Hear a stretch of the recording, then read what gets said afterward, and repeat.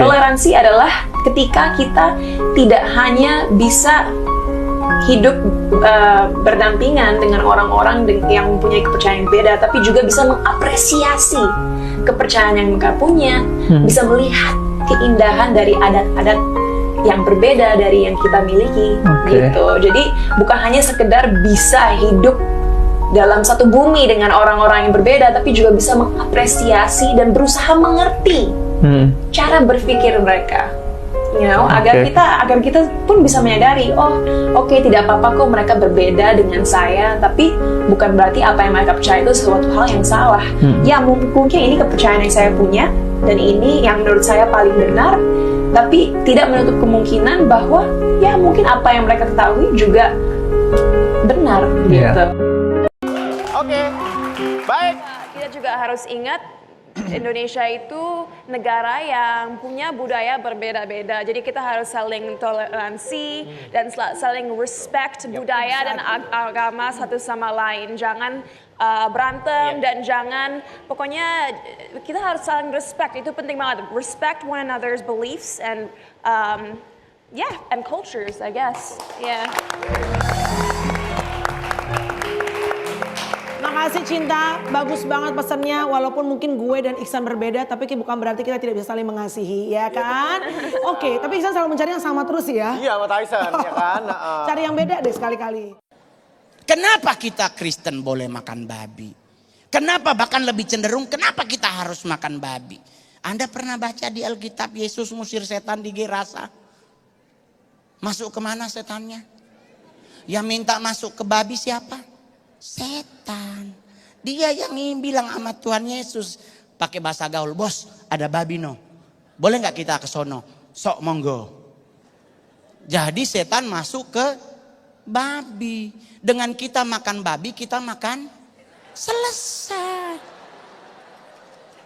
Iya kan? Kenapa jadi ribet? Karena babi mengandung cacing kremi yang gak mati. Memang mungkin benar gak mati dimasak pada 1000 derajat Fahrenheit. Mungkin benar.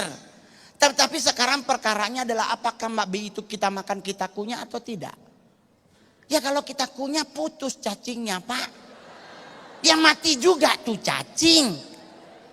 Jadi makan-makan aja, amak Mongol aja 106 baru mati padahal tiap minggu makan babi. Teman-teman, untuk kita bisa hidup damai, ya itu sebenarnya gampang sekali.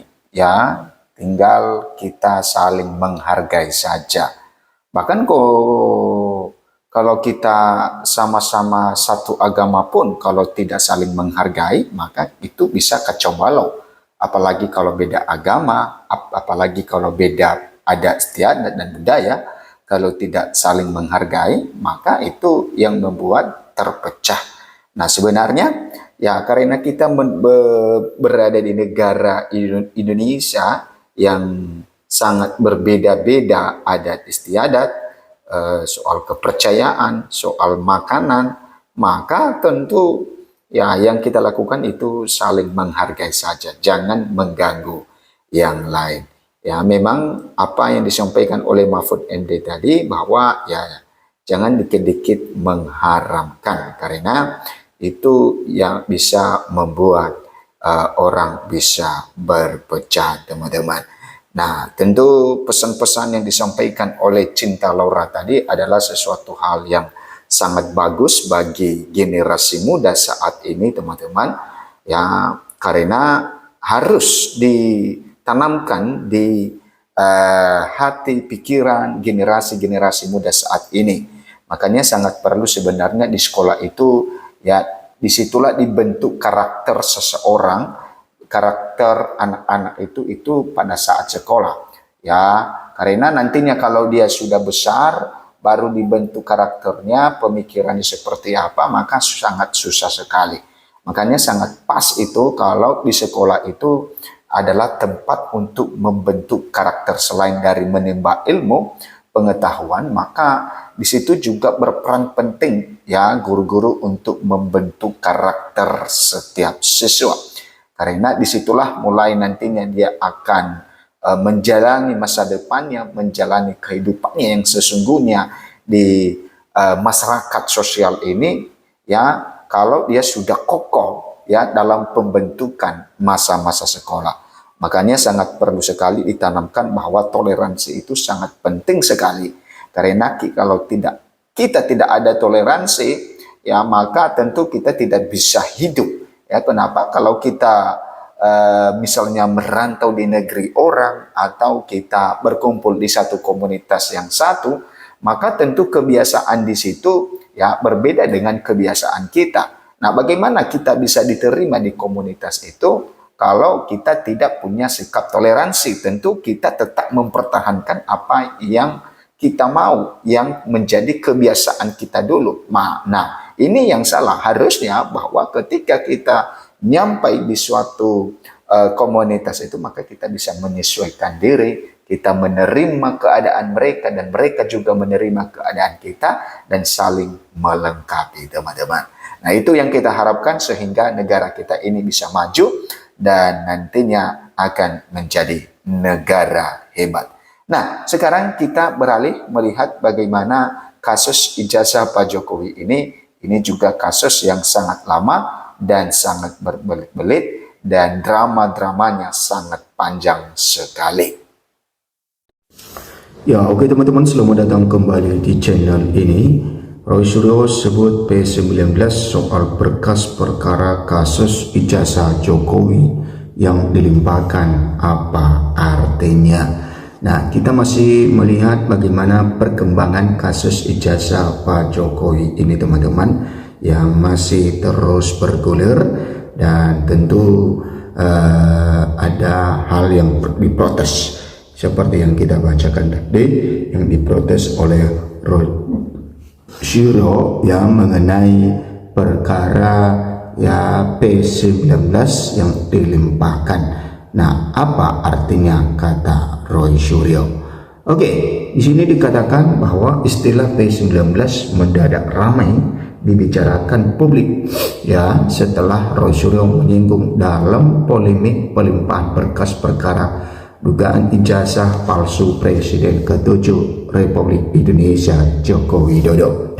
Bagi masyarakat awam, kode ini terdengar teknis dan juga membingungkan. Ya, memang teman-teman, bahwa ya kita sebagai masyarakat awam ya mendengarkan P19 ini apakah ada satu teknis, maka dan juga menjadi bingung apa artinya P19. Nah, kita lihat di sini teman-teman.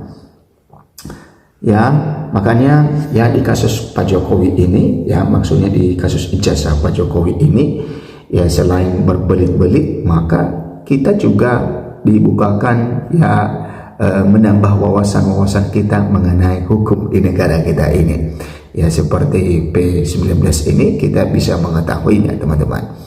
Pertanyaannya sederhana, apa sebenarnya arti P19 dan mengapa status ini penting dalam sebuah perkara pidana? Nah, untuk memahami duduk perkaranya, publik perlu mengenal lebih dekat bahasa administrasi yang digunakan jaksa dalam proses penuntutan. Nah, ternyata bahwa ini adalah bahasa administrasi yang digunakan jaksa dalam penuntutan P19. Memahami kode P19 dan P21, ya P19 dan P21 dalam hukum Indonesia.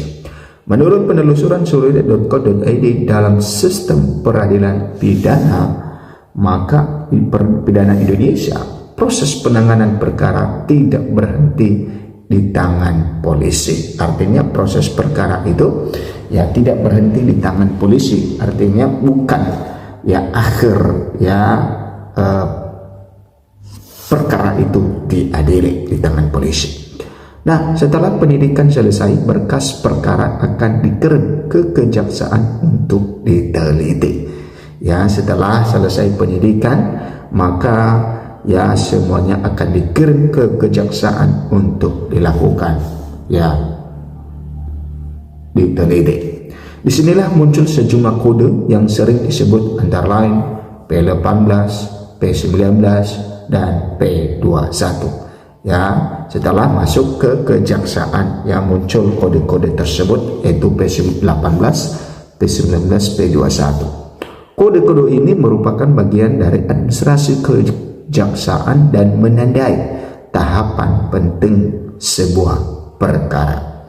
Nah, ini artinya teman-teman, P18 surat pemberitahuan dari jaksa penuntut umum JPU bahwa berkas perkara telah diterima dan sedang diteliti. Nah, ternyata kalau itu muncul P18 itu artinya berkas perkara itu yang dilimpahkan oleh penyidik ke kejaksaan sudah diterima oleh kejaksaan JPU, jaksa penuntut umum, dan ini sedang dalam proses peneliti. Kemudian apa itu P19? P19 surat pengembalian berkas perkara dari jaksa kepada penyidik karena dinilai belum lengkap baik secara formil maupun material. Nah, ternyata bahwa ya P19 itu adalah pengembalian berkas ya perkara ya karena kepada penyidik karena dinilai belum lengkap ya berkas-berkasnya ya, sehingga nantinya penyidik lagi melakukan kelengkapan berkas dan juga melimpahkan lagi ke kejaksaan. Jaksa akan memberikan petunjuk apa saja yang harus dilengkapi oleh penyidik. Kemudian P21. Nah, ini P21 ini pernyataan bahwa berkas perkara dinyatakan lengkap dan siap dilimpahkan ke pengadilan untuk disidangkan. Nah, ternyata bahwa ya semuanya ini memiliki arti teman-teman. Ya P18 tadi ya bahwa ya berkas yang dari penyidik itu telah diterima oleh JPU ya dan sedang diteliti. Kemudian P19 itu adalah ya tentu pihak dari JPU itu ya menyuruh penyidik untuk melakukan kelengkapan lagi ya terhadap berkasnya ya karena dikirim lagi ya. Kemudian ya P21 itu pernyataan bahwa perkara dinyatakan lengkap dan siap dilimpahkan ke pengadilan atau disidangkan. Nah, yang menjadi pertanyaannya, kasus ijazah Rosyuro ini yang dilimpahkan oleh penyidik kejaksaan sudah masuk ke tahap mana? Ya, P18, P19 atau P21. Nah, dengan kata lain P19 dan P21 menjadi penanda krusial apakah sebuah kasus masih perlu diperbaiki atau sudah layak diuji di hadapan hakim. Oke, mengapa Rosyuro mengharap P19? Nah, ternyata bahwa Rosyuro mengharap P19 dalam kasus yang menyeret namanya. Rosyuro secara terbuka menyatakan bahwa berkas perkara seharusnya tidak langsung dinyatakan lengkap. Ya, katanya berkas perkara itu tidak harusnya dinyatakan lengkap. Ia menilai masih ada prosedur yang belum dijalankan, khususnya terkait pemeriksaan saksi dan ahli yang meringankan atau AD charge. Secara netral, harapan terhadap status P19 bukanlah hal yang luar biasa dalam proses hukum. Oh, pantas ya Rosyuro ini memprotes ya. P19 berarti penyidik masih diberi kesempatan untuk melengkapi berkas sesuai petunjuk jaksa. Tahap ini sering kali menjadi momen penentu apakah perkara akan semakin kuat dan berlanjut atau justru melemah karena bukti dinilai tidak cukup.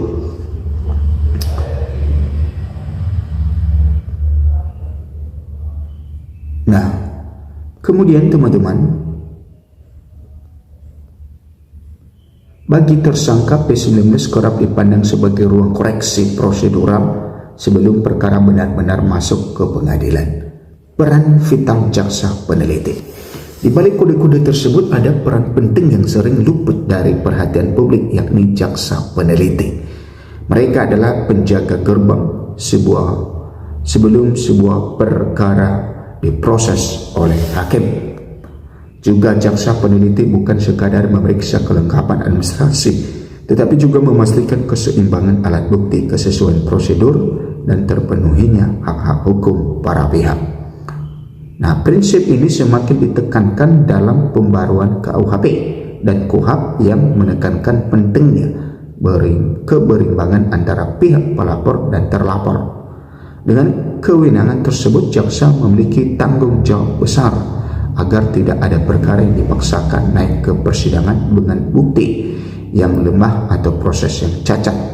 Kasus yang menyinggung istilah P19 ini menunjukkan bahwa proses hukum tidak sederhana lengkap atau tidak lengkap. Ada tahapan teknis yang panjang, detail administrasi, dan prinsip kehati-hatian yang harus dijaga. Nah, teman-teman, itulah arti tadi mengenai P18, P19, dan P21. Silakan memberikan komentar Anda, teman-teman. Sampai jumpa di video berikutnya.